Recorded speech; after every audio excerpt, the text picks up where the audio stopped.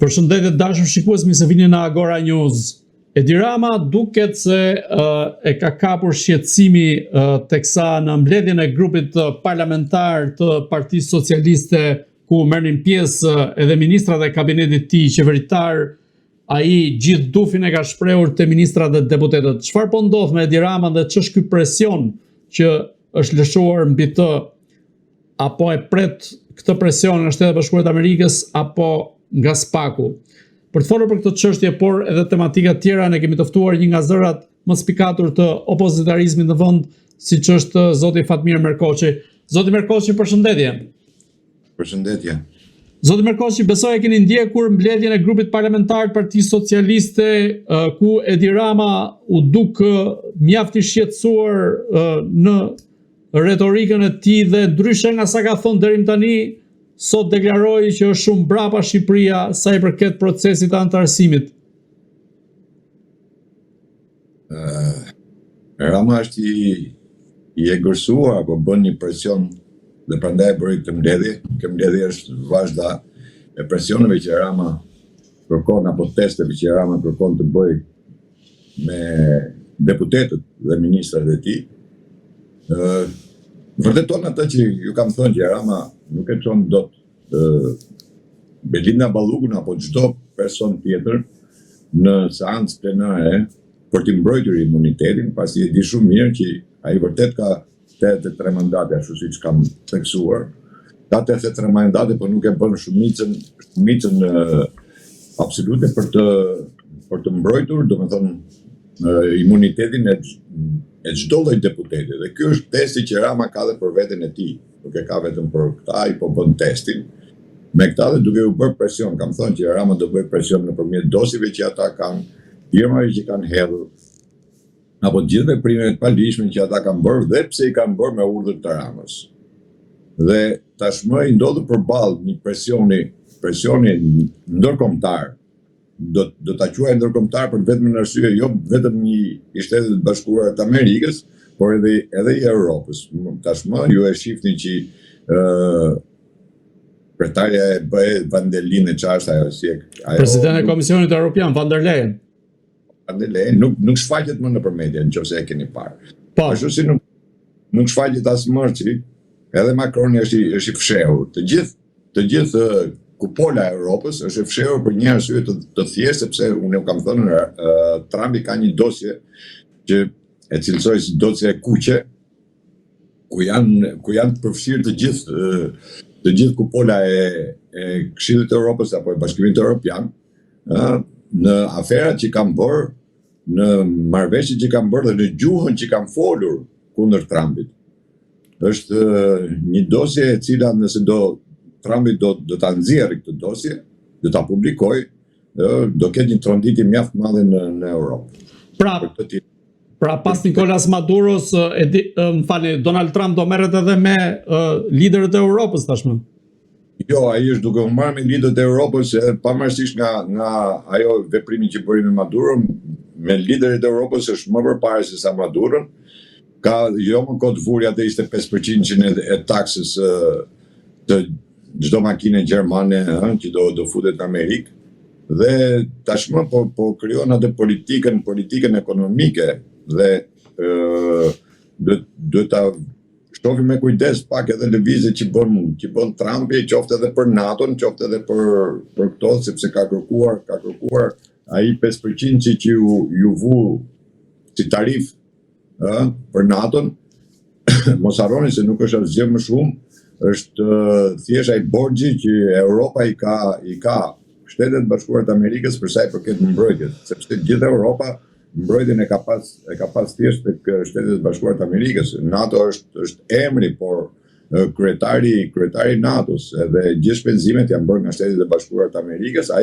Ai sinjal që dha dhe me Maduron, tashmë të kthehemi të Maduro, që dha te Maduro, domethënë ishte borxhi që Venezuela i ka Amerikës, borxhi pa kthyer. Nga ky borxhi pa kthyer është edhe në Europë. Do ta kuptojmë drejt që është edhe në Europë. Dhe prandaj tashmë qoftë van der Leyen, qoftë të tjerët nuk dalin dot para Komisionit Evropian të shpjegojnë se pse janë fshehur, ku janë. Dhe nëse ju kujtohet, Meloni bëri një deklaratë ku tha që unë do t'i nxjerr të gjitha çfarë, pra atë që tha Orbani në atë mbledhjet ku ishin, që i rreshtoi aferat e tyre. Meloni e përforcoi akoma më tepër kur tha unë do t'i nxjerr, sepse edhe Meloni i ka ato, nuk është se nuk i ka. I ka dhe Meloni, se ka qenë edhe ajo e përfshirë në atë, flitet në periudhën e Covidit, tek çështja e Covidit, koha e Covidit janë bërë gjithë maskaralliqet e këtyre me Pfizerat e me këto, me tendera që bonin për këtë. Tu është i përfshirë edhe kryeministri patjetër. Është i përfshirë për një arsye të thjeshtë, kur në atë kohë kur Rama ka fluturuar në kohën e pandemisë, unë deklarova se për çfarë shkoi në fund të pistës, në atë kohë ka bërë një takim me Alex Sorosin, dhe çka ka pas avioni brenda, sepse ka hik me thas zi kanë gjenë ata çka ka shkuar Rama në atë kohë. Dhe jo më kot FBI-a është futur në hetim të fluturimeve që ka bërë Rama, qoftë brenda komunitetit evropian, por qoftë edhe jashtë komunitetin evropian, siç është Azerbajxhani e disa vende të tjera që Rama ka fluturuar edhe me personelin që ka pas me vete. Kështu që e gjithë kjo lojë është për të parandaluar tashmë atë barrierën e fundit që Rama ka. Unë kam thënë, Rama përdor parlamentin si barrierë e fundit, për të bërë blokadë spagut apo drejtësisë. Kështu që kjo mbledhje pikërisht ishte për këtë, për të testuar edhe një herë, sepse ka bërë para një jave apo 10 ditësh ka bërë një sondazh brenda Partisë Socialiste, ku 34% e antarësisë Partisë Socialiste rezulton se e pëlqen themi Ramën si kryetar apo si kryeministër bashkë, se një post është. Nësa pjesa tjetër nuk e do, dhe këtë ai e ka shumë të qartë, ka shumë të lexueshme. Plus tashmë ndjen atë erën, mos harro se vjen davasi, Rama po bën përpjekje mjaft të mëdha, duke lobuar, ka qysh në momentin që ka ardhur Trumpi deri më sot ai ka harxuar milionat, dhe për të janë gjë milionat, po për të bërë lobime për të takuar Trump. Në një shkrim timin, unë e kam cilësuar lobimin që Rama ka filluar të nisi me këtë Bering, vazhdoi me kompaninë izraelite, dhe të gjitha janë ato pengesa që Rama ka hasur në administratën e Trumpit. E kam cilësuar biles edhe me emër, e kam përmendur disa herë, sepse është suzi ajo që nuk e lejon, domethënë është bërë barikadë, është shefja e kabinetit, por një nga njerëzit më të besueshëm dhe më të afërt të Trumpit, pavarësisht se nuk shfaqet nëpër media apo nuk shfaqet nëpër vende të tjera. Ajo është personi i cili e ka bërë blokadë, themi Rama e shef atë muin më të pakalueshëm për të kapërcyer këtë Trumpit, pavarësisht se ai gjithmonë është munduar, e qoftë edhe nëpërmjet familjarë, siç ishte rasti Kushnerit, por ajo i qëndroi gjithmonë atë që Ramës në fund vit janë mbyllur gjithë letrat. Janë mbyllur letrat për një arsye të thjeshtë, sepse Rama, mos harrojmë, doli vendimi i 90 ditor për Ballkanin Perëndimor, dhe këtu kemi Ballkani Perëndimor. Pse Trumpi nxori këtë vendim për Ballkanin Perëndimor, sepse do shihni që në programin e BE-s është që Ballkani Perëndimor të varfërohet dhe të kthehet në një kamp refugjatësh, Dhe këtë mund ta vërtetoj vetëm me deklarimin që Rama bëri, që tha do ngrejmë 20 kampe refugjatësh në Shqipëri. Kështu që Trumpi doli me programin tjetër për në ditë Ballkanin Perëndimor, për pastrimin e Ballkanit Perëndimor. Dhe këtu ishte tashmë Rama këtu e ndjeu atë fortën themi edhe të Komisionit Energjetikës të Europës, e cila edhe ajo një bomb tjetër për Ramën, apo raporti FMN-s, i cili realisht më ngjan njësoj, unë kam deklaruar dhe më ngjan njësoj si raporti i FMN-s i 96, pra para firmave piramidale. Dhe ajo që ishte pastaj përmbyllësja që Rama nuk e priste, ishte largimi apo me datë 25 kur Kushner i sjell letrën Ramës për pezullimin e projektit të Sazanit.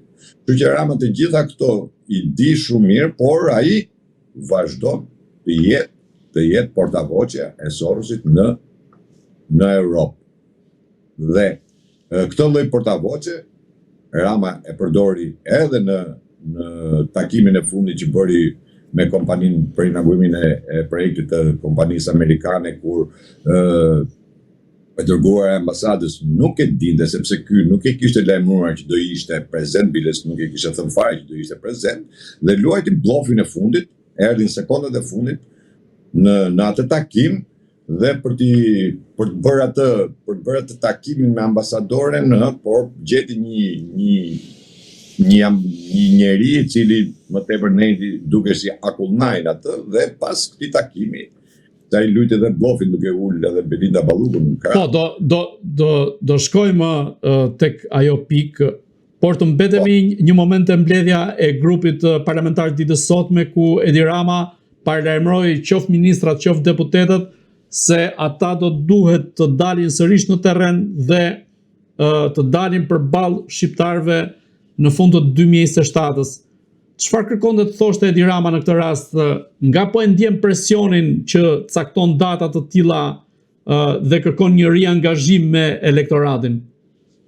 Rama në data 2027 Rama mendon se do të jetë akoma, dhe pretendon që të jetë akoma kryeministri i këtij vendi, pasi mos harroni se në 2027 bëhet samiti i NATO-s në Shqipëri, patjetër që do jetë prezent Trumpi, dhe ai mendon se do të jetë pritësi i këtij samiti, organizatori dhe pritësi i këtij samitit, por mos harrojmë se në samitin paraardhës, ku ky u caktua, domethënë si kryeministri u caktua që do jetë Shqipëria vendi mikpritës, dhe në atë takim Trumpi as nuk e pa me sy jo më të takonte, ishte rast unikal domethënë që të shpallet një vendi organizator dhe njerëzit ose kryetari i NATO-s mos ta takoj. Kështu që Rama tashmë kërkon të shfaqsohet dhe të bëj atë, të vazhdoj atë propagandën e tij për sa i përket të gjithë dështimeve që janë bërë të një pasnjëshme, qoftë tek rrugët, qoftë tek përmbytja që ndodhi, dhe tashmë Rama, ajo që unë e kam thënë, politika amerikane nëpërmjet edhe politikës së SPAK-ut ka bërë atë që e ka zhveshur Ramën ditë pas dite e ka zhveshur. Pra qoftë edhe me ato arrestimet që njerëzit i kanë quajtur të dorës dytë apo dorës tretë, derisa arriti tek Balluku, te zëvendësja e tij, domethënë, ku ai për Balluku nuk ka thënë kurrë që nuk ka hëngër darda siç ka thënë për tjerët, por e ndjen domethënë atë frikën e ndëshkimit të tij, domethënë ndjen atë peshën që po i afrohet.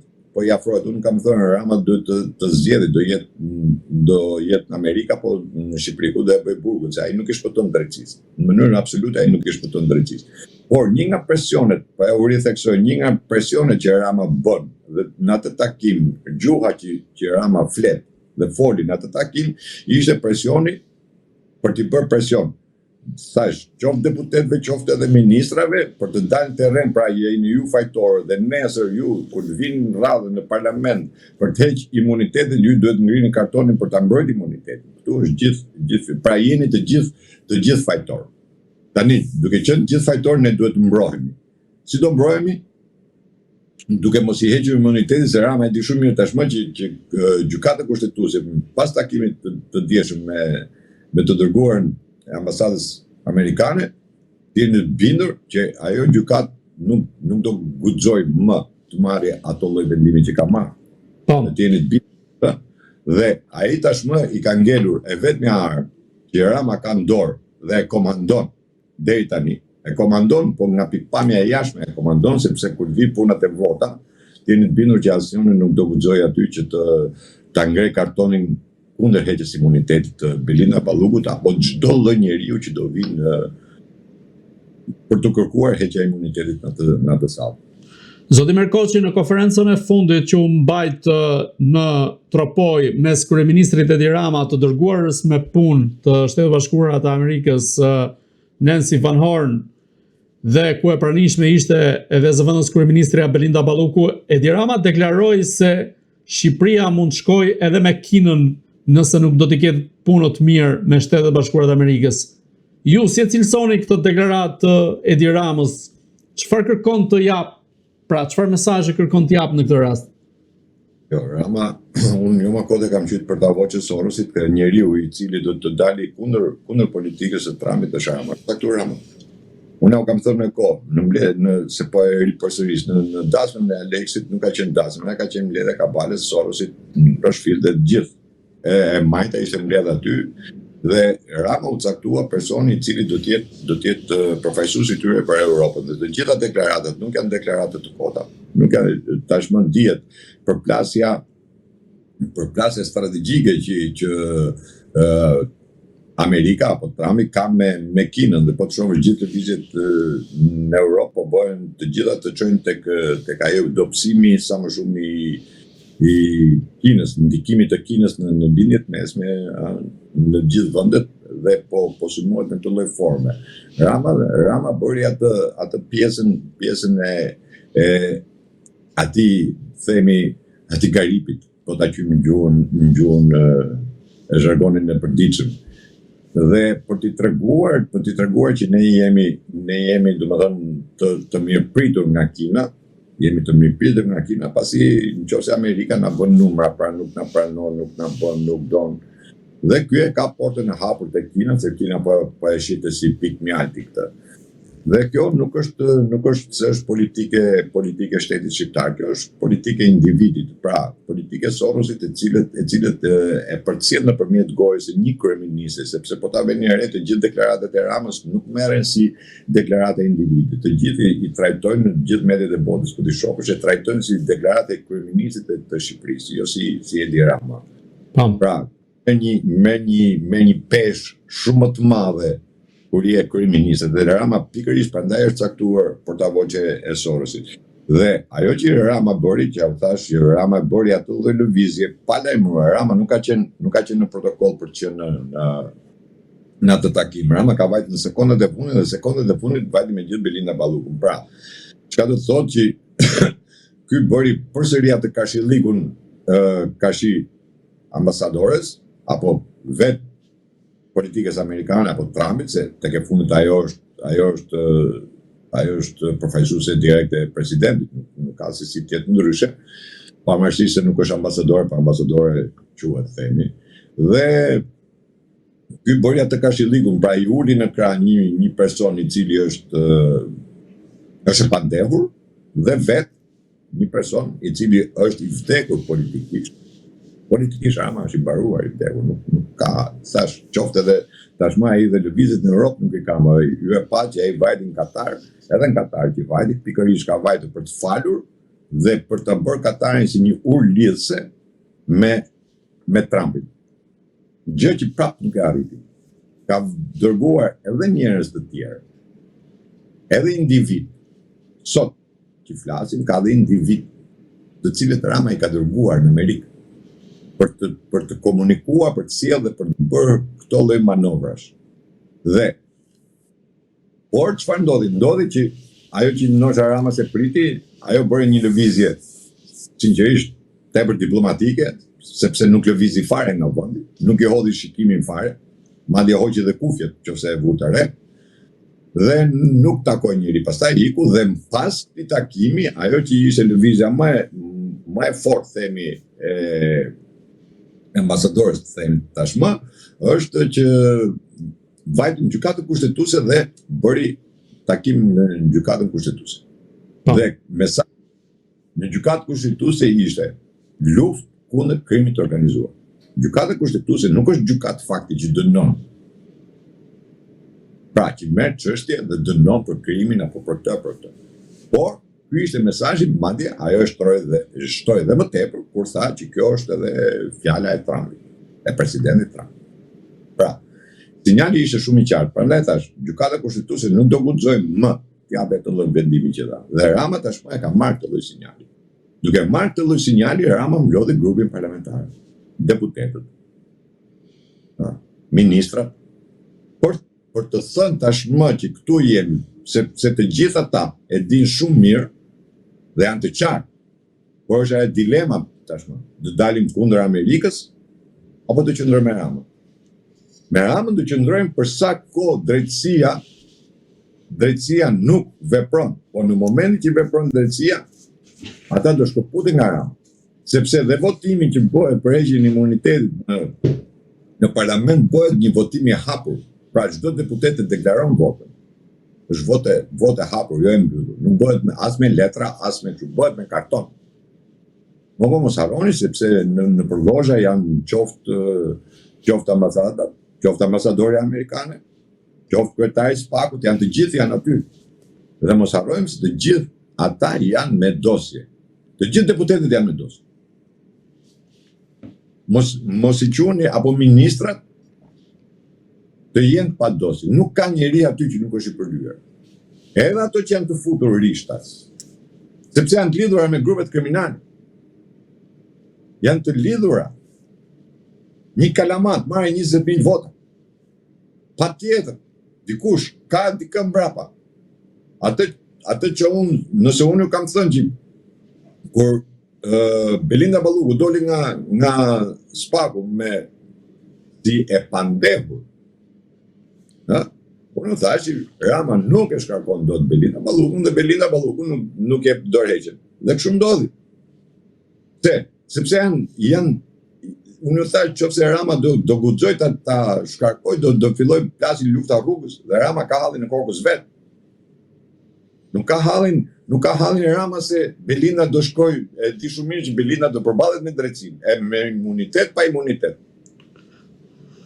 Por problemi është do ta mbajmë në trysni. Deri tani, në këto momente që flasim, Rama i mban në trysni, por i bindur nëse do të shkojë në sallë të kuvendit, nuk e realizon dot me ato kartona pavarësisht nga presioni që të mbaj imunitetin e qoftë Belindës tash apo të çdo lloj deputeti që është aty i përlyer, ministër, deputet, çado. A ka dosje të këtyre ministrave po dhe deputetëve Edi Rama me të cilat mund t'i shantazhoj për të ruajtur ekuilibrat brenda Partisë Socialiste apo për të ruajtur edhe një lloj revolte apo rebelimi, po themi thonjza, ndaj vetë asaj çfarë po bën Edi Rama dhe ndaj vetë figurës tij, qoftë Partinë Socialiste, qoftë në kryeministri? Të gjithë dosjet që janë në SPAK, të gjitha implikojnë ministrat, dhe unë nuk e di se a nuk ka njeri që nuk ka shkuar në SPAK atje. SPAK-u i kam thënë është bërë si një kafene, po që paguajnë gjithë, jo paguajnë njëri, po paguajnë gjithë. Në një vend ku shkojnë dhe paguajnë gjithë. Dhe unë nuk di se ka njeri atje në atë dosje që ata kanë, që emri Ramës nuk është i pranishëm. Unë ja u kam thënë me kohë, çdo dosje që është në SPAK, qoftë i ministra, qoftë edhe këtyre punonjësve, drejtorëve, shefave, se thash të gjithë të çojnë burimi është tek Edi Rama. Dhe Rama pikërisht këtë edhe mbledhin për këtë e bëri. Por t'ju thënë që unë i kam dhe unë e di çka keni firmos. Sepse ai e di shumë mirë se çka kam firmos. Ai di shumë mirë dosjet që janë. Ai shkoi deri në atë pikën, në atë kohë të gjithë usulën Iranit e thanë i bën Irani këto ndërhyrje. Në të njëjtën kohë që i bën Rama vetë i ka bërë.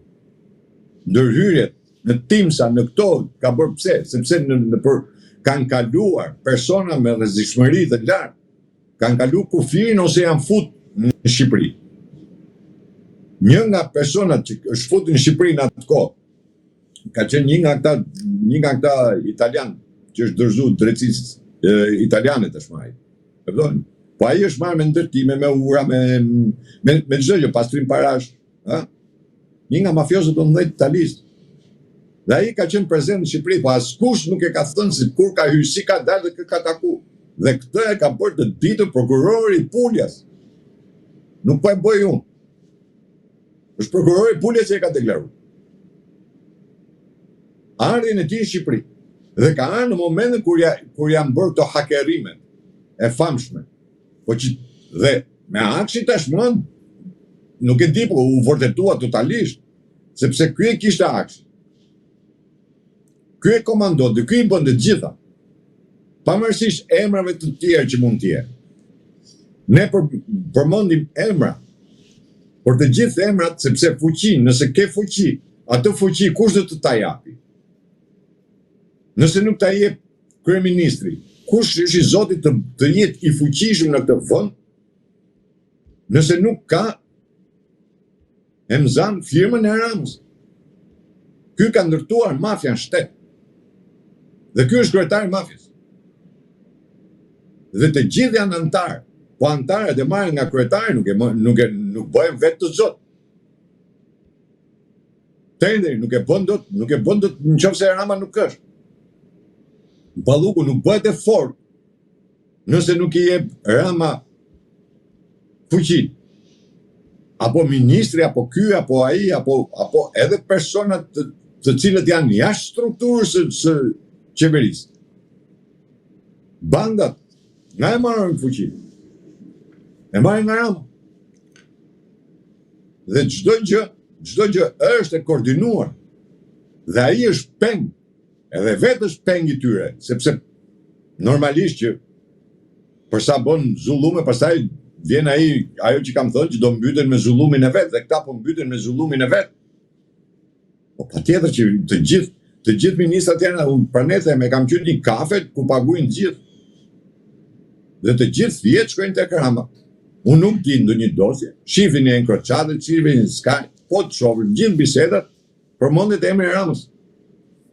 Përmendet tani çfarë do mbuloj ai? Dosjen të cilën prokuroria gjermane e ka hap dhe emri Olsi Ramës është i pari. Tash unë prandaj kam thënë, do shoh Spagun, do ta hapi apo s'do ta pa? Çfarë do bëj? Do ta mshefi më se herën e parë fsheu. Ju kujtohet kur e fsheu, që tha duket sikur është ky, po s'është ky. Po çështja e Braga vërtet e mbyllën këtu, po s'është mbyllur atje akoma. Dështimi që pati Gjermani me çështjen se nuk i kapi, se u bën këtu. U dekonspiruan të gjitha operacionet, dekonspiruan sa erdhën në Shqipëri. Dhe këtu tash ky me këtë lloj gjëje që ka, të gjithë ministrat, të gjithë punojnë i ka caktuar vetë ky, me firmën e këtij nuk bëhet asgjë pa firmën e Ramës. Dhe presionin ky thash e bën këtë lloj presioni, ka shik këtyre personave, të cilët janë me pushtet, janë me mandat deputeti apo ministra, ja u bën pikërisht vetëm për një gjë, të përdori parlamentin si barrierë kundër drejtësisë, kundër Spakut, për të mos hequr imunitetin e asnjë personi që ndodhet në atë sallë. Zoti Merkoçi, nga gjitha këto, sa rrezikon Edi Rama nga Spaku, teksa dhe sot ka dalë një tjetër përgjim i denoncuar nga kryedemokrati Sali Berisha sa i përket hakerimit të Spakut, ku përmendej në biseda dhe në komunikime vet Edi Rama? Unë ju thash që të deklaratën kam bërë me kohë, kur kam thënë që gjithë hakerimet bëhen nëpërmjet Ramës dhe Rama i ka bërë vetë, por kanë nxjerrë alibin e iranianëve. Edhe atë që bërim te Mekë atëre që vajtën atje, po pikërisht për të mbulur këto lloj gjurmësh. Por të gjitha hakerimet janë bërë nga këtu, sepse nuk kishte nevojë, Rama e kishte Akshin vetë në dorë. Dhe hakerimet ai i bënte vetë. Dhe patjetër që unë jo pa qëllim them çdo dosje që ndodhet në Spak, të gjithë fjet shkojnë ke Rama. Qoftë edhe dosjet Balluku, qoftë edhe çdo lloj dosje tjetër. Që nuk ka nevojë më të bëjmë deklarata apo të bëjmë më denoncime. Sepse të gjitha janë të zbardhura. Nuk ka ngel më gjë pa thënë. Nuk ka, atje është një që unë them, është një rrugë, kudo që të shkelet do të zhytet koma. Kudo të shkelet, do të zhytet koma. Një thes që do të kapësh ti aty, do dalë Rama se s'bën. Sepse ky kështu e ka ndërtuar. Kështu e ka ndërtuar shteti. Dhe unë shoh që Rama si ka ardhur fundi për edhe për shumë lëvizje të tjera që bëhen. Për shembull, po shkosh në portin e Durrësit sot, po shkosh në Durrës, po punohet themi 24 me pilotat, pse? Sepse duan ta çojnë sa më shumë përpara, sepse e dinë që ky është me sot me nesër, me ikjen e Ramës, patjetër që pezullohet çdo gjë pastaj. Dhe nuk ka vend që nuk është i pranishëm, nuk ka dosje, nuk ka aferë që nuk është i pranishëm Rama. Dhe Rama këtë e di shumë mirë. E di shumë mirë. Qoftë edhe me bllokimin e pasurive që është bërë në Amerikë, qoftë me bllokimin e llogarive bankare, pavarësisht se këtu nuk flitet, nuk ka rëndësi. Por të gjitha i ka të bllokuar dhe të kontrolluar. Rama është i kontrolluar, bën apo s'bën Rama, flet e dorëzon apo se dorëzon telefonin, nuk ka asnjë lloj rëndësie. Se mjafton të marrësh telefonat e ministrave, mjafton të marrësh telefonat e vargjëve të vet, bisedat e Ramës i ke aty. Se ai ka bërë atë që nuk e ka, domethënë, gjatë 35 vjetë nuk është dëgjuar ndonjëherë. Që ai merret me drogën, a është i Sinaloas Rama? Sepse personi i cili u shpall në ngrada në Amerikë, që nuk kishte asnjë lloj funksioni, u shpall në ngrada, doli, u botu me gjithë fotografinë e Ramës, në zyrë të Ramës. Pra ç'a duhet më të dosja me Goni Gala është. Lidhet që ky ka, që unë e kam deklaruar me kohë, që lidhet që ky ka me agjenturën kineze, u vërtetua. Themi më tepër. Tash pritet. Prandaj kam thënë Rama ta zgjedhë, o do ta bëj burgun në Shqipëri, o në Amerikë. Se nuk i shpëton më drejtësisë. Ç'është e kohë. Sota, nesër, mas i javë, mas i muaj, të nuk e di. Por di që shumë shpejt Rama të dorëzohet, nuk ka ku shkon. Sepse nuk mund të dalësh përballë politikës amerikane. Jo se Amerika ka gjithmonë të drejtë, po je ti i zhytur në korrupsion, në drogë, në pastrim parash, dhe po bën politikën sorosiane. Atë politikë të cilën Amerika sot po e sulmon. Po, zoti Merkoçi, të ndanemi tashmë te raportet e Edi Ramës me Shtetet Bashkuara të Amerikës, duke nisur që nga guximi i tij për t'i ulur në krah Belinda Ballukun, të ngarkuarës me punë të Shteteve të Bashkuara të Amerikës në Tiranë, Nancy Van Horn. Si është e mundur që Edi Rama i uli Belinda Ballukun në krah diplomatës amerikane, ndërkohë që ajo është e pandehur nga SPAK-u dhe SPAK-u ka dërguar në kuvend kërkesën për arrestimin e saj? Tash edhe një Rama bën çdo lloj ta nis me atë pjesën të cilën Rama është caktuar që të rrinë me çdo lloj kosto dhe me çdo lloj çmimi. Dhe do bëj të gjithë lëvizjet kundër Amerikës. Ajo që Rama e bëri me puç, tash nuk ishte se Rama kishte dërguar protokollin. Dhe ishte në protokoll Rama për të qenë prezent dhe ishte dhe protokoll. Përkundrazi, ky nuk e kishte deklaruar në vajtjen në atë takim. Dhe ka vajtë sekondat e fundit. Dhe ka vajtë me gjithë Belinda Ballukun për të bërë kashillikun. Nuk e u them edhe ja, Rama luan kashillikun, por ky ka një të keqe. Se ky këtej hedh, shan dhe pastaj fillon atë që shan, pastaj fillon dhe lëpin. Se këtë punë ka bërë. Këtë punë bëri edhe me Macron, që pastaj filloi lëpiu atë që tha. Me këtë punë ka bërë gjithmonë. Pra, ai e bën, e hedh dhe fillon dhe lëpin, po vetë. Por ajo që është e keqe se me gjithë bota merret me atë që thot, jo atë që lëpin. Pra, kur tha që për Trumpin, që pse bëri këtë gafën me Macron që bëri atëherë, e gjithë bota thanë që kryeministri i Shqipërisë u tall me Amerikën, u tall me Trumpin.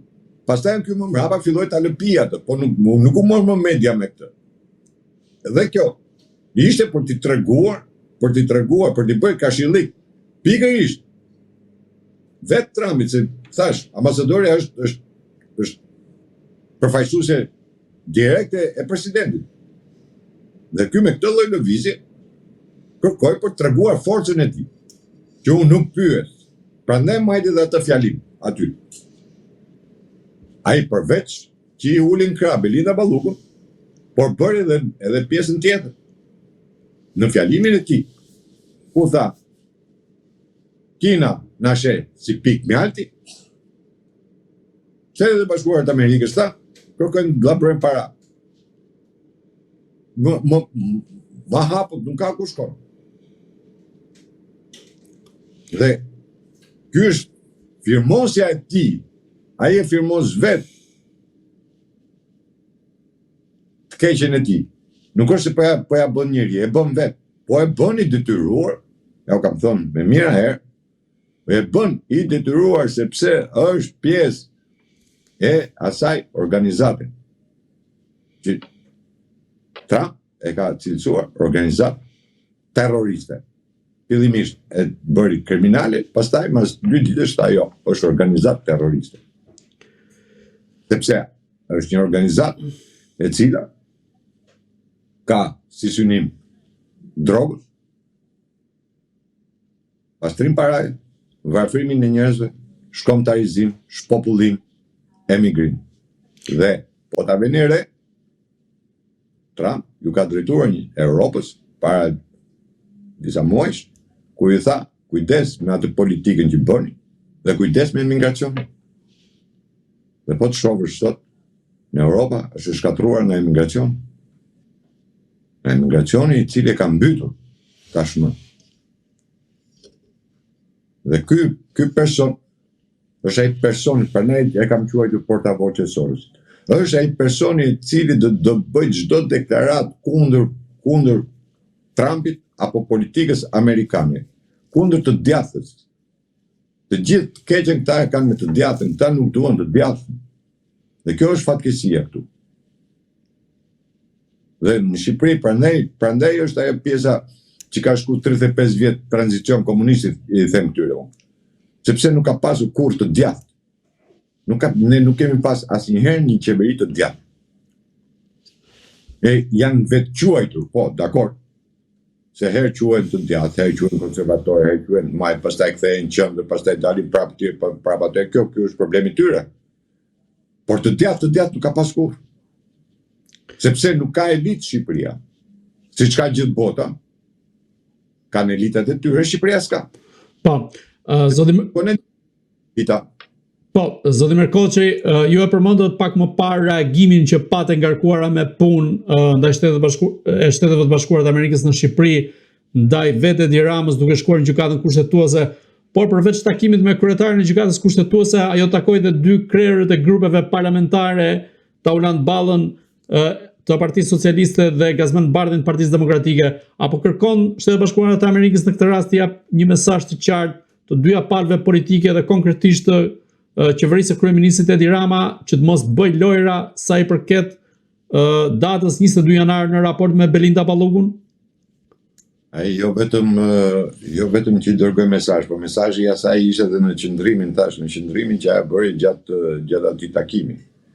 Që thash ishte një qendrim akullnaj, ishte në një moment i ktheu dhe Kurrizin, nëse e veni re tamam. Kishte një vështrim të ftohtë akull dhe në një pikë që shifte në një pikë edhe nuk lëvizte syt fare. Pas këtij takimi bëri takimin me gjykatën kushtetuese. Por para se të takonte qoftë Bardhin apo Ballën, ajo bëri takime edhe me Spakun duket. Bëri dhe takime. Pra, sinjalet, atë deklaratë që ka bërë me gjykatën kushtetuese, atë ka bërë edhe me Bardhin apo me Ballën. Problemi tashmë dikur pa ta thënë që nëse dështoj këtu dhe dështoj këtu, tashmë do kërkoj të riformatoj kuvendit themi. Pra, e din shumë mirë që të gjithë deputetët në kuvend në një formë apo në një tjetër, në një mënyrë apo në një tjetër janë të implikuar jo vetëm ekonomikisht themi, po edhe politikisht. janë të implikuar politikisht. Politikisht janë të implikuar për një arsye të thjeshtë, sepse në 35 vjet këtu është politika shqiptare ka zbatuar me përpikmëri politikën e Sorosit. Për të dy të jemi koshient. Politika e Sorosit në 35 vjet është bërë në Shqipëri. Pa llogaritur pastaj që të gjithë që kanë qenë ministra, drejtë, kanë deputet, të gjithë kanë ngajdosje. Sepse të gjithë janë përlyer. Sepse nuk mundesh të pasurohesh në opozitë. Po ta e pasuruar në opozitë.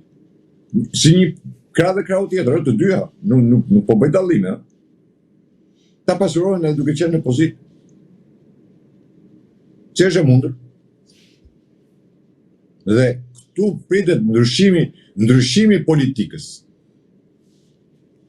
Por ky ndryshim do vi nëpërmjet drejtësisë, sepse kemi një popull I cili është në animacion, një popull që është I varfër, një popull që është I shkatruar, një popull që e kanë shtypur, e kanë friksuar, e kanë mësuar me të idenë që ti duhet ngrihesh ke rruga vetëm kur thot partia. Sepse këtu mungon sindikalizmi. Po të sindikalizëm kush e shkatroi? Politika. Politika është shkatroi. Keni dëgjuar ndonjëherë partitë politike ju të flasin për sindikalizëm? Jo. Ashtu siç nuk flasin për kapitalizëm. Ne kemi 35 vjet që në Shqipëri, në atë sallë që quhet kuvend, parlament, ose kuvend të thush për të, që absolutisht askush nuk deklaron dhe thotë në Shqipëri do të ndërtojmë kapitalizëm. Sepse nuk e thonë, sepse janë të majtë, janë të qëndrës. Zoti Merkoçi, të mbetemi sërish tek e ngarkuara me punë në Shtetet Bashkuara të Amerikës në Shqipëri, Nancy Van Horn, e cila për më tepër sot ka dhënë edhe një mesazh shumë herë më të fortë kundrejt klasës politike, mesazh të cilën unë do t'ua lexoj, në cilën ajo thekson se rrjetet kriminale përfshirë grupet shqiptare që bashkunojnë me kartelet e Amerikës Latine të përmendura nga sekretari amerikan I Shtetit Marco Rubio përbëjnë kërcënime të konsiderueshme për sigurinë dhe përparimin ekonomik të Shqipërisë përmes aktiviteteve si trafiku I drogës dhe pastrimi I parave. Sikurse edhe më parë përmes këtij kursi, këto krime po mundsohen nga teknologjitë moderne. Dhe duhet thënë që këtë deklarat ajo e ka bërë në përfundim të trajnimit të FBI-s për mbikëqyrjen e analizës së celularëve, ku të pranishëm ishin edhe kreu I SPAK-ut dhe I BKH-s. Tani çfarë mesazhi më I qartë duhet të adresojë Shtetet Bashkuara të Amerikës më shumë se kaq kundrejt qeverisë së kryeministrit Edi Rama? Po ta vesh re, ajo dole aty ku unë e lash, domethënë, është mesazh që drejtohet gjithë politikës shqiptare. Jo vetëm qeverisë, të gjithë politikës shqiptare. Sepse në një mënyrë apo në një tjetër e gjithë politika shqiptare është në 35 vjet. Duket sigur po ja çon Nicolas Maduros para se ta kapnin. Pikërisht pra. Është e njëjta formë. Në një mënyrë apo në një tjetër është e njëjta formë, si përmbajtje. Pastaj mënyrën se si e thot, mënyrën se si e radhit është gjë tjetër. Por forma dhe përmbajtja janë një. Mënyra e radhitjes është një përpara, një më mbrapa. Por mos harrojmë edhe pjesën tjetër që është, unë tashmë mund të them që këtë deklarat mund ta quash si raporti 2026 apo raporti 2025-sh, Dhe sa herë kemi ngritur problemin e drogës, se droga, pastrimi parave dhe korrupsioni, krimi organizuar, të ndërtë çfarë janë këta? Kjo është mafia. Ajo nuk ka arritur të thotë fjalën mafia. Se të gjitha tjerat I ka thënë. Por në përkufizimin e mafjes kjo është. Përkufizimi I mafjes kjo është. Dhe pse Rama ju hakarrua SPAK-u dhe I tha mos guxo të marrësh telefonin tim? Dhe ishte hakarrim, ishte kashillim, ishte kërcënim. Mirë po, e të gjitha çfarë po ndodhi. Dhe çka ka ndodhur në Shqipëri? Duke marrë që me shqitjen e territoreve, që me dhënien e njerëzve të cilët janë të lidhur me agjenturat e huaja, ka bërë që Rama dalin tradhti kombëtare, sepse cënon rën interesin kombëtar. Por duke cënuar interesin kombëtar shqiptar, ai ka cënuar dhe interesin kombëtar të Amerikës si thjesht, jo vetëm nëpërmjet drogës, por nëpërmjet pikave strategjike, siç është porti i Durrësit. Dhe jo pa qëllim se aty është NATO, aty presuppozohet të vi NATO. Dhe ky ja ka dhënë dikujt tjetër, disa agjenturave të huaja, përfshi edhe kinez. Se me kinez e ka aty. Se ky Amerika tek e fundit me Ramën e ka me kinez, me kompaninë që ky kanë ndërtuar në Francë, dhe nga Franca e përcollën në Amerikë. Dhe aty ishte agjentuar kineze. Ashtu siç bëri edhe me aeroportin e Vlorës. Edhe ata, agjenturat janë. Ai sherri që u bë me Pacollin, duke sikur ishte sherri mes dy persona. Jo. Ishte se kush agjentur do e merrte. Dhe këtu tash apo nafta. Këtu janë të gjitha të rrishtuar, të listuar, prandaj them nuk kanë nevojë më sepse Amerika nuk ka nevojë për deklaratat tona apo për kallëzimet tona që bëjmë ne. Ata luajnë një politikë të cilën e zhveshën politikisht. Dhe jo pa qëllim u thash që në sondazhin që bëri Rama në fund fare, prandaj është tërbuar ai në fund fare para 10 ditësh ka bërë dhe kush çai doli 34%. E Partia Socialiste kërkonte që Rama të ishte kryetar. Është një rënje drastike. Dhe ai prandaj është tërbu. Dhe prandaj ai kërkon dhe bën këto lloj kashillike se mendon akoma se do ta mbajë me këto batutat e tija. Do maj pushtetin me batutat e tij, do maj dhe do fillojë. Unë kam thënë Rama do shesi çdo gjë. Vetëm për të mbajtur atë karrige për të cilën ai është urdhëruar ta mbajë. Por kam thënë edhe tjetër, a do pranoj Amerika apo Trumpi do pranoj të dështoj para Ramës? Ka një plan B, ka një plan A, ka një plan C, nuk e di kë plan do zbatoj. Por e ritheksoj që Rama ta zgjedhë mirë ku do ta bëj burgun, në Shqipëri apo në Amerikë. Nuk i shpëton drejtësisë. Kjo është taksative. Kohën nuk e di.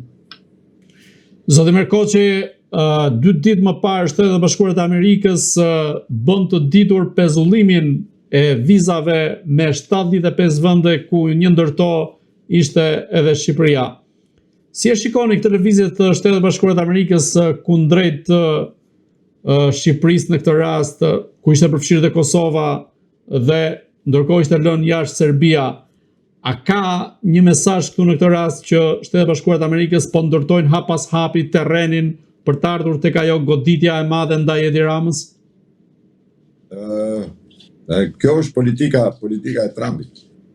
Kjo politikë të cilët ja u tha dhe Europës, i tha kujdes me imigracionin. Kujdes me këtë politikë që po ndiqin se do shkatërrojnë, po afrojnë vdekjen tuaj. Pak a shumë kjo ishte deklarata e Trumpit. Vizat nuk janë ndërprer vizat turistike për shkolla, vizat normale. Janë prej ajo lotaria amerikane që quhesh për emigrim.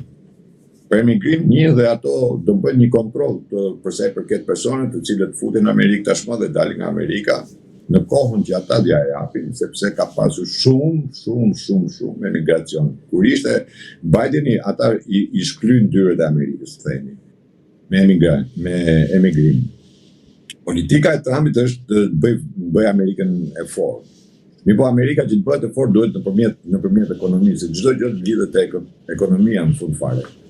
Dhe ajo që është më kryesorja pastaj është që shumë emigrant kam vajt aty, mi po aty duhet marrësh asistencën, duhet paguash, kam bërë dhe ato pjesët të cilët shkonin lindin në Amerikë dhe merrin direkt në shtetësinë amerikane, mi po duke marrë në shtetësinë amerikane, pastaj shteti amerikan duhet të paguaj taksat, duhet paguaj ato të gjitha çfarë detyroj sipas ligjit, se tek e fundit ata janë shtet që punojnë me ligj, nuk punojnë me dëshira, dhe për të prerë këtë që është një buxhet shumë i madh, për sa i përket imigracionit, një buxhet shumë i madh. Atëherë Trumpi vendosi ta bëjë, dhe këtë po ta vëni re, janë në vende të cilat nuk e kanë ekonominë e fortë. Pra që vendi se por çfarë do ta bëjmë me Serbia? Serbia është ekonomikisht është në rregull. Nuk ikën serbi nga Serbia për të emigrupur burgoj si që ikin shqiptarët, apo si që ikin nga Kosova, apo si që ikin nga vendet e tjera, se jemi të vazhdojmë, pra kjo është e keqja, pra ne që kërkojmë të futemi në Europë, ne listohemi të vendet e treta të botës. Ky ishte sinjali, kush di ta përkthej politikisht dhe diplomatikisht përkthehet në këtë formë. Ne kërkojmë, futemi ai vërtet më të madhe dhe thot kemi realizuar dhe kemi hapur të gjithë kapituj me Bashkimin Evropian, në të njëjtën kohë që ti listohesh tek vendet e treta të botës. Tani, vendet e treta të botës, pretendon ti se ke një rritje ekonomike, ke zhvilluar vendi, në të njëjtën kohë që ti e ke rrënuar, dhe ky lloj vendimi i Amerikës ju tha shqiptarëve, jeni akoma në vendin e tretë siç keni qenë. Më 5 më paka, 5 më shumë nuk ka rëndësi, po jeni të listuar në vendin e tretë, tek vendet e treta të botës. Kaq. Ne ekonomi s'kemi, ushtri s'kemi, politik s'kemi, zhvillim s'ka, tregti s'ka, ne vetëm eksportojmë, importojmë, po ç'sa është raporti? Ne vetëm marrim malla nga jashtë, ne nuk nxjerrim gjë nga Shqipëria. Edhe atë naftë që e kishim, që e kemi domethënë, për 20 vjet na i morën. Pa dhënë absolutisht si lek. Dhe ky është sinjali që duhet të kuptojmë. Jo se Amerika ka ndërprerë vizat për qytetarin e thjesht, atë që shkon, takon familjet, apo vizita të ndryshme që bëhen. Nuk ka pre llotarinë amerikane. Atë që për emigrim është i cilësuar për edhe po ta lexosh në faqen e ambasadës amerikane, kështu thotë për emigrim. Nuk thotë për turizëm, as për këtë, as për atë. Për emigrim. Kaq, e thjeshtë. Por politika shqiptare duhet të kuptoj edhe një herë me këtë vendim që ne jemi të rreshtuar në botën e tretë. Pavarësisht nga propaganda që bëjmë ta, pavarësisht nga ato që llomotisin gjithë ditën nëpër media, përfundimi ne jemi të rreshtuar në botën e tretë. Akoma nuk kemi ikur në botën e tretë, sepse jemi vendi që kemi 35 vjet, si në asnjë vend tjetër të botës, që jemi vendi në tranzicion. Ne akoma jemi në tranzicion, vazhdojmë në tranzicion. Zotë Merkoçi, a mendoni se do të ketë një vizitë Edi Ramës më 20 janar në Shtetet Bashkuara të Amerikës, teksa është përfolur në media gjatë ditëve të fundit, ku pretendohet se ai është thirrur së bashku me praninë e një avokati si person në DNI sa i përket dosjes së Charles McGonigal? Ai nuk ka vetëm dosjen McGonigal, ka Sinaloa, ka dënimin e sigurisë Amerikës. Dhe nuk di nëse të shkoj me datë 20 apo nuk të shkoj, por një person i cili shkon me avokat, nuk shkon si person në DNI, por shkon si person për të marrë akuzë. Procedura është e njëjtë në gjithë botën. Një person që sugjerohet me avokati, sugjerohet vetëm në momentin që ti merr akuzën. Personat në DNI nuk ikin me avokat. Se personat në DNI vetëm shpjegojnë ato çfarë di. Nëse kur vetëm me avokat të marrësh akuzën. Dhe ajo që unë kam thënë, dhe që ndroj prapë, dhe më kot kam thënë që Rama ta zgjedhë ku do të bëj bukur, do të bëj këtu apo. Po nëse për Shqipërinë nuk ka, domethënë mund ta anashkalojnë, kalojnë, bëjnë storollasin, bëjnë këta, ato për sa i përket sigurisë kombëtare në Amerikë nuk fal njëri për cënimin e sigurisë kombëtare. Dhe ai ka cënuar sigurinë e Amerikës. Jo pa qëllim thash, qoftë edhe me kodin e duhur, qoftë edhe me gjitha pika që ka bërë, me korporatët që Rama ka ndërtuar në Shqipëri dhe me veprimet që ka bërë me kompaninë që ja u ritheksoi, kompaninë që e bëri dhe e regjistroi në Francë dhe nga Franca e çoi në Amerikë është pagë e sigurisë Amerikës. Çështja me Gonigal është çështja e hapur sepse me Gonigali ka pasur dy dosje, një në Washington dhe një në New York. Atë New York është hap dosje New York. Dosje New York ku me Gonigali akuzohet pikërisht për dhënë informacione dhe prekjen e sigurisë Amerikës. Për që vajtja tim, unë kam thonë që se do vetë, që se është vërtet, nuk e di këtë, po ta marrë të si të vërtet, do të them që Rama duhet presi vetëm bilet vajtje, jo këtimi. Zotë Merkoçi, do doja që t'ju rendis të gjitha rastet kur Edi Ramës ose është hequr viza, po themi thonjza, apo është distancuar nga Shtetet Bashkuara të Amerikës dhe këtu kemi të bëjmë me po themi që në të gjitha rastet ku ai nuk është ftuar në ditën e vizitorëve të shquar të stërvitjes Defender Europe 2025, nuk u ftua në ceremoninë e 250 vjetorit të pavarësisë së Shteteve të Bashkuara të Amerikës, nuk u ftua në ceremoninë në bordin e anijes FD të Shtetet Bashkuara të Amerikës dhe dy zyrtarë të Departamentit Amerikan të Shtetit që vizituan Shqipërinë, asnjëri prej tyre nuk e takoi, përfshirë këtu dhe zëvendës ndihmës sekretarin Amerikan të Shtetit Mark Fleming, dhe pas 20 janarit 2025 vetëm dy zyrtarë shqiptar, shefi Spaku dhe Shish, kanë pasur vizita në Shtetet Bashkuara të Amerikës dhe jo Edi Rama. Në këtë rast, a është ky një mesazh i qartë që në gjitha këto raste Shtetet Bashkuara të Amerikës i kanë treguar derën Edi Ramës, përfshirë edhe pas zgjedhjeve të 11 majit, ku uruan vetëm popullin shqiptar dhe jo Edi Ramën, apo edhe në rastin e pavarësisë së Shqipërisë ku kërkuan luftën ndaj karteleve të drogës përveç urimit të rastit që bën vitin e kaluar. Gjitha janë vërteta.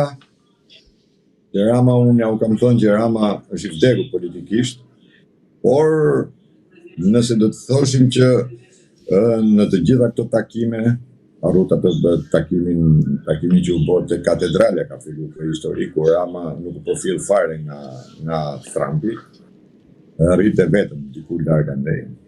Apo takimi i fundit që bëri atë show 5 sekondë me Kushnerin që takoi dhe vetë rritën fund sallës, se në momentin edhe se kur rinë ku të vendosin. Por një që ishte shumë domethënëse, që të paktën normalisht po ta marrë nuk kishte lidhje me Amerikën, ishte vajtja në OKB. Ku një muaj para unë lajmërova që Rama nuk do shkojë në OKB. Dhe Rama nuk vajti në OKB për atë që e ka të ndaluar të shkelin tokën amerikane. Që do të thotë që viza Ramës, edhe pse me pasaport diplomatike, dhe këtë nuk funksionon në Amerikë. Pra, ai ishte momenti për ta kuptuar pak më drejt se këtu, nëse do themi që administrata Trump e ka abandonuar njërin tjetër, po nuk e bë. Por e mbani mend deklaratën që bëri kryeministja e Meksikës për kartelet e Shqipërisë, ka bërë këtë deklaratë, ka bërë në OKB. Ajo e bëri në OKB. Atë që bëri dhe Maduro kur akuzoi trafikantët shqiptar. Dhe të gjithë janë të lidhur, nuk janë të palidhur. Dhe të gjithë lidhen me Rama. Dhe unë prandaj them, Rama ka prekur sigurinë e Amerikës. Dhe nëse thirret në Amerikë, thirret pikërisht vetëm për këtë, për të dhënë llogari dhënie themi, apo për të marrë akuzën për sa i përket sigurisë Amerikës. Dhe jo pa qëllim them që Rama duhet të presi bilet vetëm vajtje. Sepse kur vjen puna tek siguria e Amerikës, pavarësisht se kush është në pushtet në Amerikë, nuk të falin. Çështjen e sigurisë ata e kanë prioritet. Dhe Rama e ka shkailur këtë vizë të kuqe e ka te kaluar të vizë të kuqe. Dhe prandaj bën to kashillike ky për të treguar nesër, kuptojeni drejt, për të treguar nesër që Trump po e bën ndalimin e tij, arrestimin e tij, burgosin e tij po e bën politikisht se ky e ka sharë, e ka kundërshtuar, pra ta kthej në një akuzë politike, siç janë mësuar këta ta bëjnë, se në Shqipëri e bëjnë ta. Akuzojnë për vjedhje dhe thonë jam i burgos politik. Do me thënë, këtu është gjithë filozofia e Ramës. Për ta bërë, do me thënë, gjithë goditit që i jep për të treguar që unë jam kundër këtij dhe ky tashmë po vepron kundër meje për inate personale, themi, jo për atë çka ka bërë. Por realisht ai ka bërë të gjithë zezat, i ka kaluar gjitha limitet, themi. Ka kaluar vine kuq. Kështu që nuk e shoh kaq të thjesht atë pozicionimin e Ramës. Edhe gjitha këto lëvizje pikërisht ai prandaj thash që ai i bën, pastaj i lëpin, i lëpin dhe ka ardhur fundi tashmë. Ka ardhur fundi, nëse do jetë vërtet. Unë nuk e di, nuk e marr 100% sigur, por derisa nuk e kanë kundërshtuar, nuk kanë thënë ai llafe, se unë vetëm një gazetare e ka thënë me sa mbaj mend. Nuk e ka deklaruar njëri tjetër, domethënë, dhe gjithë janë referuar asaj. Nëse ky lajm është i vërtetë pastaj, unë po them që Rama duhet presi vetëm atë biletën e vajtjes. Sepse, thash edhe një herë, nëse ti shkon dhe paraqitesh para drejtësisë amerikane, je me avokat do marrësh akuzë. Mos harroni se është rast unikal në drejtësinë amerikane ku Departamenti i Drejtësisë boton në faqe zyrtare një dosje e cila nuk është në gjykim. Dhe dosjen e Ramës ata e kanë botuar. Atë dosje kanë botuar. Dosje me Gonigal ata e kanë botuar. Ajo që është në New York, që do kalojnë gjykim. A është në gjykim, a nuk e di, se nuk kanë një informacion, por që është e hapur si dosje, prokuroria e ka hapur atë dosje dhe e botoi në faqen zyrtare të Departamentit të Drejtësisë amerikane, që thash nuk ka bë vakina një herë, pikërisht për këtë. Dhe pikërisht është emri i Ramës brenda. Dhe pikërisht për të është. Dhe ishte në momentet më decisive. Dhe prandaj dhe vetë Spangu duhet vepronte, realisht. Por ata si duket nuk veprojnë. Ndoshta presin kanë ato, se nuk duhet paragjykojnë njeri, ndoshta është ajo informacioni, ndoshta është mënyra se si do ta trajtojnë, ndoshta presin që ky të shkojnë në Amerikë, në pas kthimit të Amerikës, nuk di domethënë se si do ta trajtojnë, sepse rrugën e procedimit e din ata pastaj se si e zgjedhin, por që ky do t'i japi një llogari para drejtësisë amerikane, më kam thënë me kohë dhe prapë ngulkëm do ta japë, dhe jo po kot tash kam thënë Rama ta zgjedhë ku do e bëj burgun, në Shqipëri apo në Amerikë. Zotë Merkoçi, çfarë pritet të ndodhë më 22 janar me Belinda Ballukun, teksa përflitet edhe për zarfin që SPA ka dërguar në kuvend, apo edhe për një USB të dosjes së Belinda Ballukut, të cilën e posedon edhe Edi Rama sipas raportimeve në media, apo dhe vetë Edi Rama ka marrë më parë dosjen e Belinda Ballukut. Në këtë rast, çfarë po ndodh me këto lëvizje të, po themi, nisur edhe nga deklarata e sotme e kryeministit Edi Rama kundrejt ministrave? A ka, po themi, elementa të tillë që vetë Belinda Balluku mund ta shantazhojë Edi Ramën, apo edhe Edi Rama mund ta lëshojë nga ana tjetër Belinda Ballukun pas vendimit të gjykatës kushtetuese më 22 janar? Balluku me Ramën janë si vëllezërit si e mes. Janë bashkë. Nuk bëjnë presion njëri tjetrin. I vetmi presion që Belinda, po grupi që mban Belinda, i bën Ramës është thjesht, thasha, lufta rrugës. Nuk ka asgjë tjetër. Rama ka hallin e kokës vetë, nuk ka hallin. Rama e di shumë mirë se gjitha veprimet që ka bërë, Rama i di shumë mirë. Nuk është çështje SPA. Rama deri dje e mbulonte, e shantazhonte, e bënte SPA-ku. Por, pas e rikthimit të FBI-s, po të shihni politika SPA-ku ka ndryshuar. Nuk është më ajo që ka qenë. A na ka ndryshuar aq sa duam ne që drejtësia të vetet drejtësi dhe para drejtësisë të jenë gjithë barabartë. Kjo akoma s'është bërë. Por që topin e kanë çu tek dera, tek paradhoma e Ramës, kjo nuk ka diskutim. Të gjitha dosjet që janë dhe përfolen dhe dalin, të gjitha këto i nxjerrin për të bërë pak zhurmë, për të bërë pak konspiracion themi. Konspiracion këtu s'ka fare se këtu janë gjithë ashtë qa e diga s'pyet njeri. Aty o qa diga e thot, më studi që o qa diga thot se është fjallë e rëndë, e këto. Pra, një e pandehur të del në media, një e pandehur shkon takon njerëzit, një e pandehur shkon takon shef punimet apo merret me ndërtime apo me këta, ky është skandal. Nuk mund ndodhi në një vend tjetër të botës që një njeri, një person i pandehur, të dali para mediave dhe të bëj tallava. Nuk kanë kanon Shqipëri. Por, e u ritheksoj, presion Belinda me dosje, apo Rama Belindës me dosje nuk i bën. Të dy janë vëllezër si e mes. Ecin bashkë. Rama ka hallin vetëm kaq. Ajo që kam thënë, që Rama nuk e shkarkon dot Belinda Ballukun pa një vendim gjykate. Kjo është gjithë. Sepse Rama do të shfaqsohet për shkarkimin e Belinda Ballukut. Rama më parë në kushtet që është, jo për dosjet, por në kushtet që është, më mirë pranon të shkarkoj veten e vetë se sa Belinda Ballukut. Ai firmos të shkarkoj veten dhe jo Belinda. Sepse tu luhet punë koke, pastaj tu është çështje tjetër.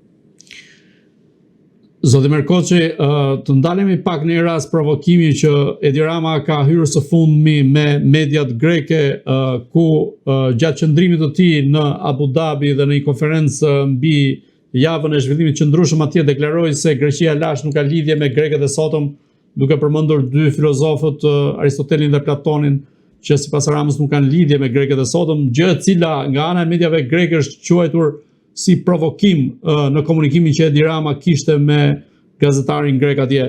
Në reagimin e tij, Edi Rama thotë se jam i mahnitur nga reagimi disa mediave në Athinë e ndonjë politikani të lodhur grek lidhur me tonet e mia as pak tendencioze, por me humor miqësor gjatë bashkëbisedimit me gazetarin e nderuar John Defterios në panelin organizuar gjatë samitit të zhvillimit të qëndrueshëm në Abu Dhabi. Është e pabesueshme që një fjali e thënë me humor të shkëputet nga konteksti e të kthehet në polemik publike me patos nacionalist, gjë që fatkeqësisht në Athinën mediatike ndodh shpesh. Por i siguroj të gjithë të shqetësuarit e të lënduarit se nuk kam as më të voglin dyshim që Platoni dhe Aristoteli janë filozof grek dhe që Greqia e lashtë është shtrati i qytetërimit europian, që kultura greke meriton vetëm admirim, jo vetëm për filozofët e lashtësisë, por edhe për poetët, shkrimtarët, kineastët e muzikën që i ka dhënë njerëzimit, që Greqia është një vend për cilin unë ushqej ndjenjat më pozitive, që populli grek është për mua një fqinj i pazëvendësueshëm, e vëlla i patjetërsueshëm e i popullit shqiptar dhe që për kryeministrin e Greqisë ushqej një respekt të veçantë. U kuptuam? Shpresoj që po, por ama të mos më kërkoj askush ndër të shqetësuarit dhe lënduarit me humorin tim që kush shkruan e flet greqisht me patosin nacionalist të lartë përmendurve, të më duket si pasardhës i Platonit dhe Aristotelit. Në optikën tuaj, çfarë janë këto provokime me të cilat shpeshherë Edi Rama hyn me lider të huaj, qoftë në rastin e Trumpit, apo edhe në këtë rast me Greqinë dhe historinë e Greqisë? Rama gjithmonë i bën këto lojra pikërisht për qendrën e vëmendjes, duke qenë se ka humbur vëmendjen, tash është i vdekur politikisht. Dhe Rama bën këto lloj manovash, themi, për të tërhequr vëmendjen e botës dhe për të qenë gjithmonë në një gjë. Njeriu kur kthehet në një narcist si është ky Rama, patjetër që kërkon vëmendje. Dhe vëmendjen në mënyrë tjetër Rama nuk ka se si ta marrë. Tashmë do ta marrin vetëm ai e ka kuptuar shumë mirë që do ta marrin vetëm nëpërmjet këtyre deklaratave. Qoftë duke bërë deklarata kundër Trumpit, qoftë duke bërë deklarata siç është kjo e sot, apo ato që ai bë, ato uljet në gjunjë të melonit apo të tjerë, lëpirit që ky bën vetëm e vetëm për të bërë që të kujtohet para Bashkimit Evropian ku bën si dirigjent, dirigjonte ky pra për të bërë faktor nëpërmjet dollit. Po shqiptarëve pas ka gjetë vlezër, por ai mund t'i ketë vlla. Grekët mund t'i ketë ai sepse ai vetë çapon, nuk është shqiptar vetë ai në origjinë. Kështu që të ndurës kështu i thonë çapon. Kështu që ato t'i maj për vete. Ka dëgjuar disa fjalë. Po çfarë është kjo përulje ndaj politikës greke në këtë rast? Pra ka dëgjuar ca fjalë dhe i ka përdorur për të futur se ai vetë kërkon futet në polemikë. Ashtu siç e bëri kohën e fundit edhe në Shqipëri me një s'po përmend me një gazetar që nxorri dosjet që ata kasetat e njërën tjetër dhe filloi bëri polemikën për të tërhequr vëmendjen. E para për të tërhequr vëmendjen, e dyta për të qenë në qendër të vëmendjes. Dhe e treta duke mos pasur më asnjë lloj ndikimi në politikën evropiane. Duke qenë i zhveshur në të gjitha dhe i akuzuar nga të gjithë politika që e ka kthyer vendin në një vend droge, korrupsioni, krimi, thash, tash ky kërkon bëj këto lloj shfaqjesh. Shfaqje të cilat e nxjerrin në pa për mirë apo për keq, ka një gjë ta nacistët kanë edhe gjë, qoftë për mirë, qoftë për keq, mjafton të jemi në qendër të vëmendjes. Nuk ka problem. Ta duan të jenë në qendër të vëmendjes. Në të njëjtën kohë, që ne dimë shumë mirë se si ka marrë Rama me Grekët. Rama po i fal ujtin, detin po i fal Grekët. Ka bërë marrëveshje dhe nuk flet fare. Po bën negociatë nuk flet fare. Ai po i fal detin. Dhe këtë del sikur ky është anti. Sikur ky po na tregon ky se kush janë shqiptarët apo kush janë grekët dhe sa të lashtë janë shqiptarët dhe muzika greke apo ky nuk njeh akoma prejardhjen e shqiptarëve. Njeh kat grekëve. Por ky nuk i bën për këto. Ky i bën thjesht të jetë në qendër të vëmendjes, të dalin në qendër të vëmendjes, të dalin në pa. Po pse ulja që bëri në gjunjë? Meloni çfarë ishte? Ai ishte një fyre për kombin, por u bë në media. Në mediat e botës mori vëmendjen. Kur tha që Trumpi është rreziku i botës, çfarë ndodhi? Gjithë mediat e botës. Kur u tha me Macronin, çfarë bëri? Mediat e botës dhe ky këtë kërkon. Se tashmë nuk ka më armë tjetër për të dalë. Sepse janë shkarkuar tashmë padej. Gjitha e propaganda që ky bëri, që ne bëjmë të, i u shkarkuan. Si është e mundur që ky është i përulur me vendet e tjera, me liderët e tjerë të huaj, po konkretisht në këtë rast si është e mundur që është i përulur dhe gati në kufit e servilizmin ndaj Greqisë, ndërkohë që Greqia mban në fuqi ende ligjin e luftës dhe nga ana tjetër në këtë periudhë qeverisjes pra të kryeministrit Edi Rama është dërguar në Hag çështja e zgjidhjes së konfliktit për detin. Pra konfliktin thonjza. Pikërisht për këtë po të them. Ky bën dhe lëpiret. Atë që ka bërë dhe me Trumpin, atë që ka bërë me çdo njeri. Atë që ka bërë me çdo njeri, gjithë jetën vetë këtë ka bërë. Ka bërë dhe është lëpir. E bën dhe lëpiret, vetëm për të qenë qendër e vëmendjes. Jo pa qëllim thash për detin nuk flet njeri. Sepse nuk ke as grup negociator, as e kush i ka firmos, as e kush i ka bërë, por kjo çon në gjykat për t'ia dhënë Grekut. Pikërisht për këtë punë. Se ky nuk flet për ato që janë për të folë. Po ky flet për për ato që këti levendisin dhe për të bërë lajm. Ky kërkon të bëhet lajm. Dhe lajm bëhet vetëm në këtë lloj forme. Por jo se ky ka ndonjë vizion. Kuptojeni drejt. Rama ka një gjë. Lexon atë që ai jap. Lexon atë që ai jap. Dhe ky është i detyruar të bëjë këtë lloj politike. Dhe thonjë se kjo s'është politik, po ta e quajmë politik. Dhe ajo që është kryesorja pastaj, që duhet ta ritheksojmë, që ai ka një fushë terren të hapur në vend. Pra këtu çdo lloj gjëje që bën Rama. Kudo që skandali që bën Rama, këtu nuk kërkon njëri llogari. Ju e pat, del Elisa Spiropali, shkoka në Ukrainë, se do t'i japim mbështetje Ukrainës Elisa Spiropali, dhe ai ai presidenti i asaj. Zelenski, Volodymyr Zelenski. Kozi, Karagjoz, ai në luftë. Pas ka gjetë kohë i dhon dekorat e Elisa Spiropali. E kuptojnë që çfarë marrëzish janë këtu? Elisa Spiropali do shkoj të zgjidhë çështjen e Ukrainës.